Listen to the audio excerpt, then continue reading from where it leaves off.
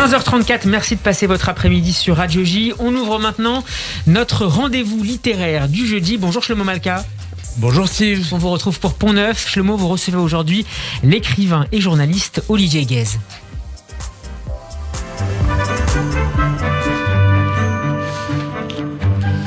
Pont Neuf, le magazine hebdomadaire consacré à l'actualité du livre. Invité de Pont Neuf, Olivier Guèze, pour un livre qu'il coordonne aux éditions Grasset, qui s'appelle Le Grand Tour, autoportrait de l'Europe par ses grands écrivains. Olivier Guèze, bonjour. Bonjour.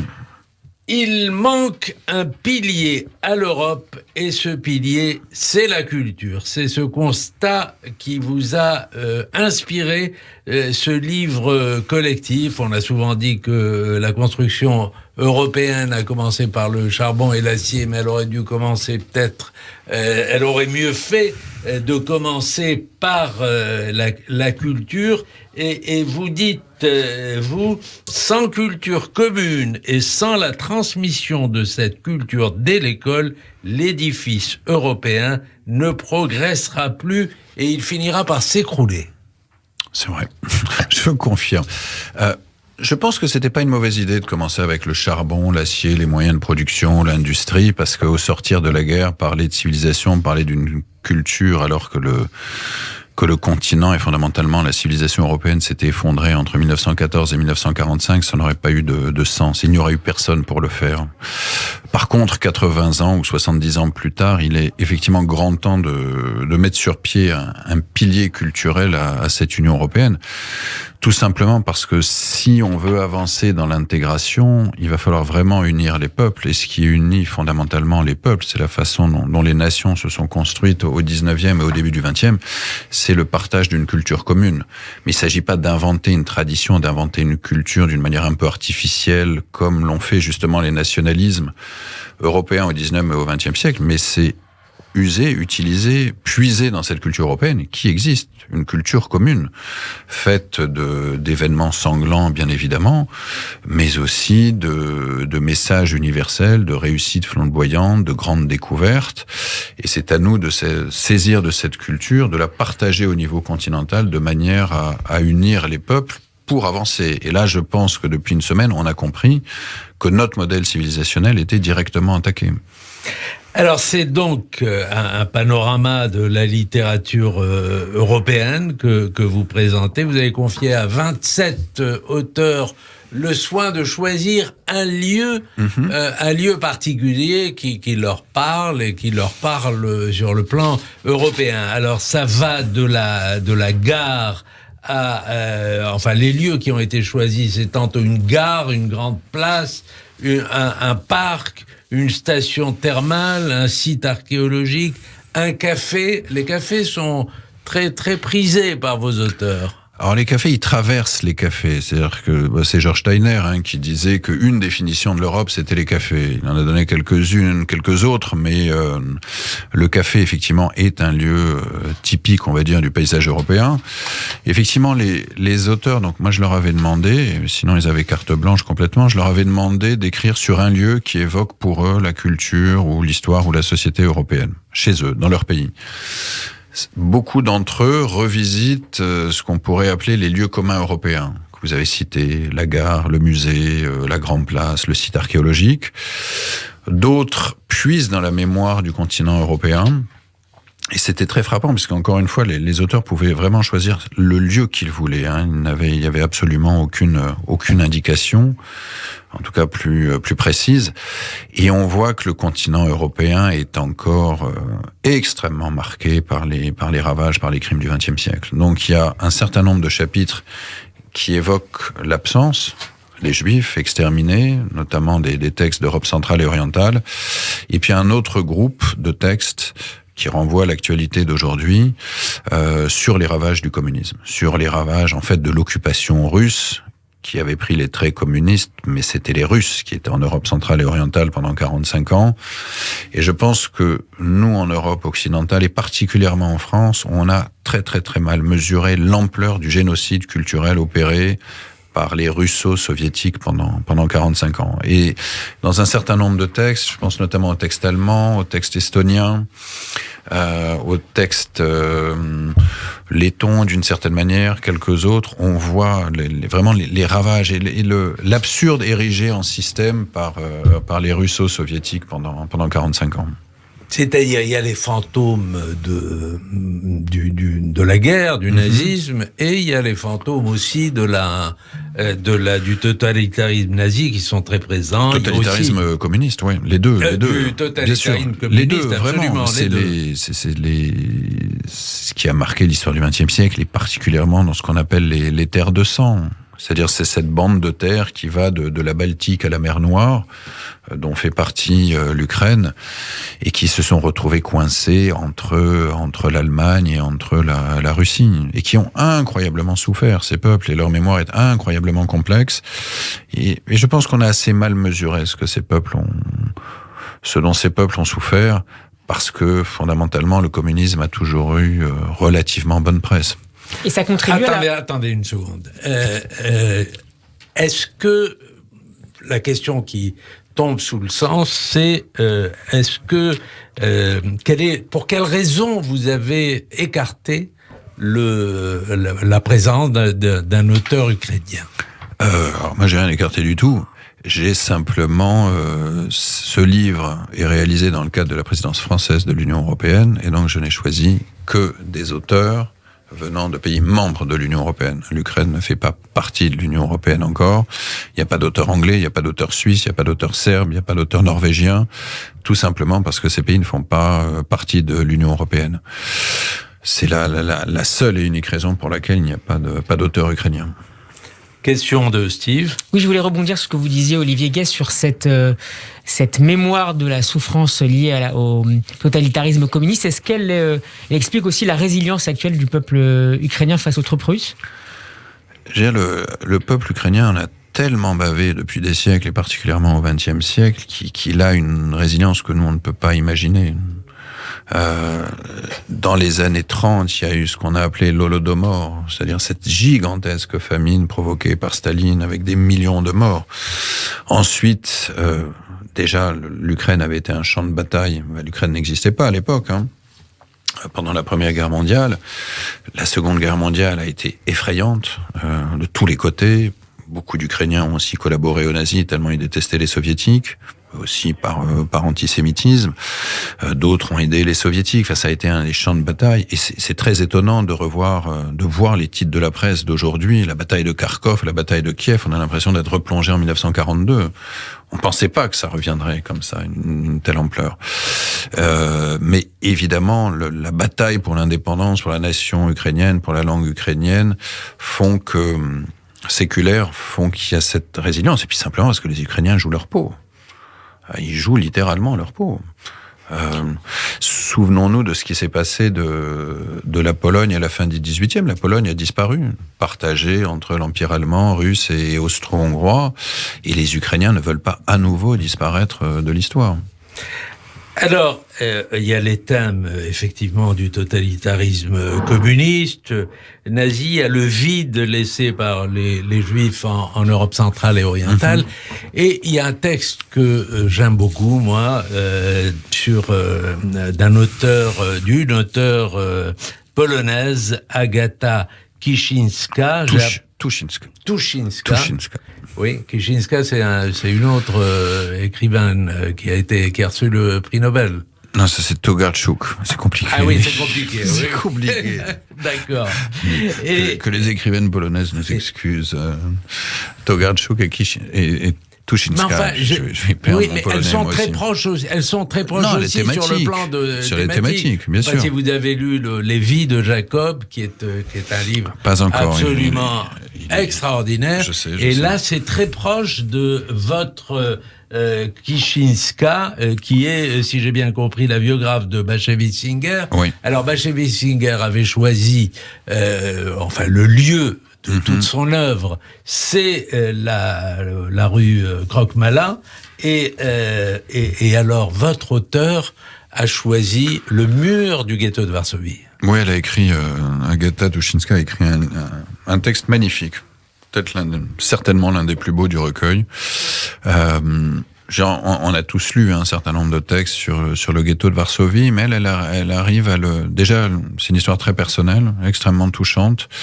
Et la façon dont elle raconte cette histoire et la façon dont elle raconte, son identité polonaise, extrêmement heurtée, extrêmement cabossée, avec ce secret dans sa famille, mais qu'ont partagé un grand nombre de Polonais, en fait, leurs parents ont voulu les protéger quelque part du destin funeste de leurs ancêtres ou de leurs parents, en leur cachant qu'ils avaient des racines juives. Et elle raconte à la fois l'histoire du ghetto, elle raconte sa propre histoire. C'est le texte le plus long du recueil, que j'ai à peine coupé, parce que je l'ai trouvé incroyablement fort. C'est vrai que quand j'ai découvert ce texte, parce qu'une anthologie comme ça, c'est un peu jouer à la roulette. C'est-à-dire que vous demandez à tous des écrivains très connus, très reconnus, excellents, mais vous savez pas ce que ça va donner. Vous savez pas si ça va donner un ensemble cohérent.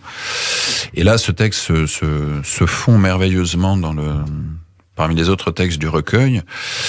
Et même si c'est un thème très visité, il y a d'autres lieux beaucoup moins connus dans le recueil. C'est un texte absolument bouleversant. Moi, je sais que j'avais les larmes aux yeux en découvrant son texte la première fois que je l'ai lu. Avec une évocation du musée de Varsovie, le musée Pauline. Pauline, dont elle raconte l'histoire, et notamment qui est magnifique, d'ailleurs. Et notamment le groupe d'archivistes juifs. Dirigé par Emmanuel Ringelblum, qui se trouve dans le musée. Complètement. Mais il y a un autre texte, qui est peut-être pas aussi fort d'un point de vue littéraire, mais de l'auteur slovaque, qui revisite la tombe du rabbin Sofer à Bratislava. Oui. Je vais aller à Bratislava d'ailleurs. Khatam Sofer. Exactement, absolument. Et c'est un très beau texte aussi. Mais qui parle au départ, si j'ai bonne mémoire, parce qu'il y a quelques jours que je l'ai lu, qui parle au départ du pain, qui revisite l'Europe à travers la tradition du pain. Quelle est la présence du pain dans chacun de ces pays? Alors ça, c'est l'espagnol, ça c'est Aramburu, qui... il y a des textes transnationaux. Il y en a certains qui sont très ancrés, comme le polonais ou le slovaque, et l'espagnol, lui, est plutôt fait le tour de l'Europe, en tout cas son personnage principal, qui est une mère avec son fils. Les deux font le tour d'Europe. Elle lui fait goûter le pain et les saveurs du pain en Europe. Et notamment en France, puisque la France est le pays à grande tradition, avec une tradition du pain très riche, avec toutes sortes de pains qui sont évoqués dans ce texte. Quel est le texte ou quels sont les textes qui vous ont le plus ému, puisque vous avez dû solliciter chacun de ces textes et les revoir et les traduire, parce que ça n'a pas dû être une mince affaire de traduire dans plusieurs langues. Ça a été un peu une opération commando. On a tout fait en un mois et demi. Moi, j'ai édité tous ces textes en un mois, donc ça a été très intense. C'est difficile pour moi. C'est un peu comme ce que vous demandez à un père quel est son enfant préféré. Il en a peut-être un, mais il le dira jamais. On a parlé le texte d'Agata Tuchinska, qui est très fort. J'aime beaucoup le texte allemand. Le texte grec est intéressant. Non, mais c'est très riche, c'est très dense. C'est une invitation au voyage aussi, ce livre, à découvrir des lieux, à découvrir des histoires. En fait, l'ambition que j'avais quand j'ai demandé à tous ces auteurs, c'était d'incarner l'Europe. C'était de raconter le continent. C'est-à-dire, au fond, ça n'a rien à voir avec l'Union européenne. Parce que l'Union européenne n'a pas voulu se saisir de tout ça. Elle n'a pas voulu se saisir des paysages, elle n'a pas voulu se saisir d'histoire, elle n'a pas voulu se saisir de la cuisine. C'est-à-dire tout ce qui fait la chair, tout ce qui fait le quotidien des Européens. Et les Européens sont hyper sensibles à tout ça. On n'a pas voulu définir l'héritage de l'Europe, les racines de l'Europe. Tout ça a toujours été tenu à l'écart. Et l'exemple que je donne régulièrement, ce sont nos billets de banque.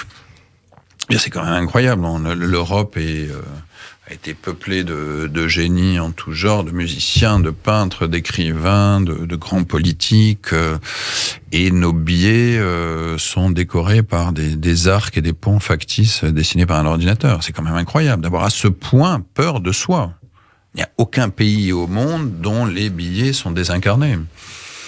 Donc ce livre-là a pour vocation justement à incarner l'Europe, le continent, la chair de l'Europe, les histoires de l'Europe, les destins de l'Europe, les paysages.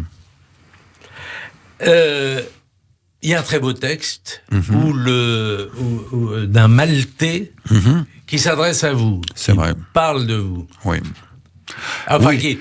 qui raconte finalement que c'est ça, non? C'est la mer, que l'Europe. C'est peut-être le texte le plus original du recueil. Que l'Europe, c'est la mer. Qui est magnifique, oui, parce que lui est maltais, donc il un caillou au milieu de la Méditerranée, le Malte. Et effectivement, il s'adresse à moi, et avant tout, c'est un très beau texte sur les migrants en Méditerranée, sur tous ceux qui sont morts en mer ces dernières années. Et c'est un texte assez charnel sur le ciel, sur la mer, sur la Sicile en face. C'est très beau.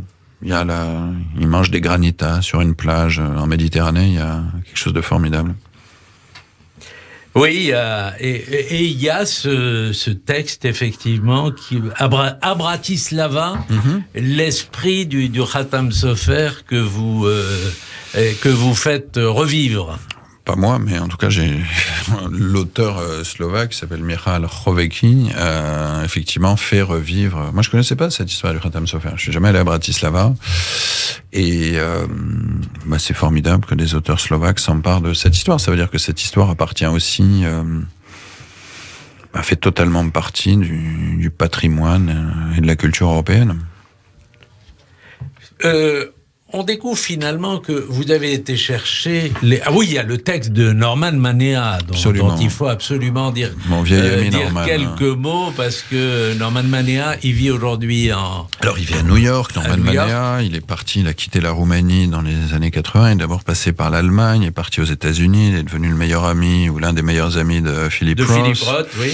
C'est comme ça que un soir j'ai dîné avec Philip Roth grâce à Norman Manea. On racontera ça peut-être un autre jour, c'est pas le sujet.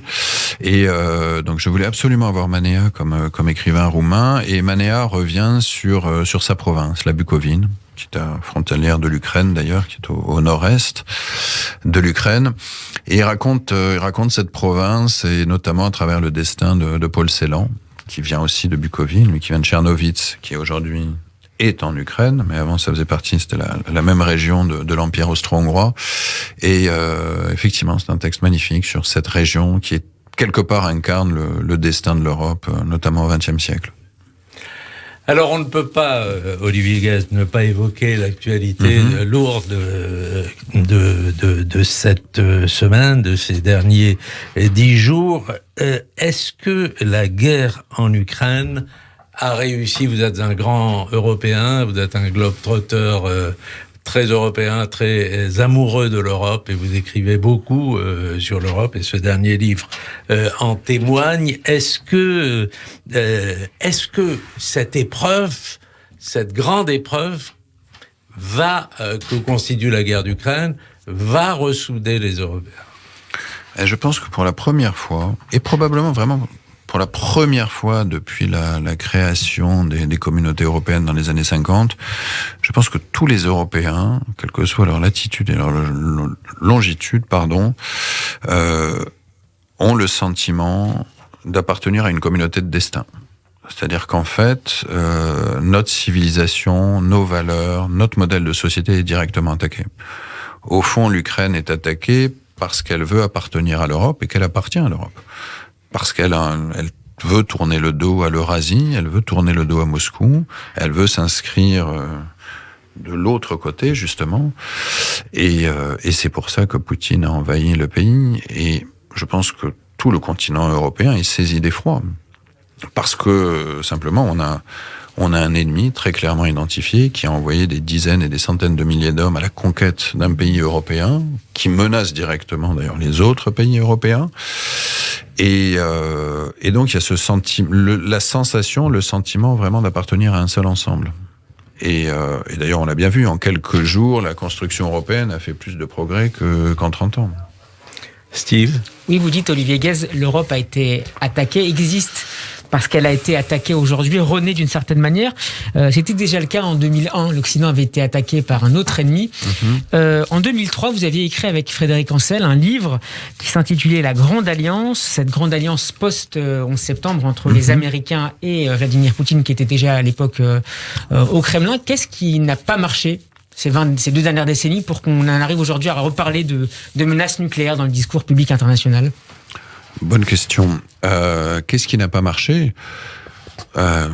L'alliance dont on avait parlé à l'époque, il y a presque 20 ans, était totalement de circonstance, face à un ennemi commun, et sur un terrain que devaient se partager et les Américains et les Russes, à savoir l'Afghanistan.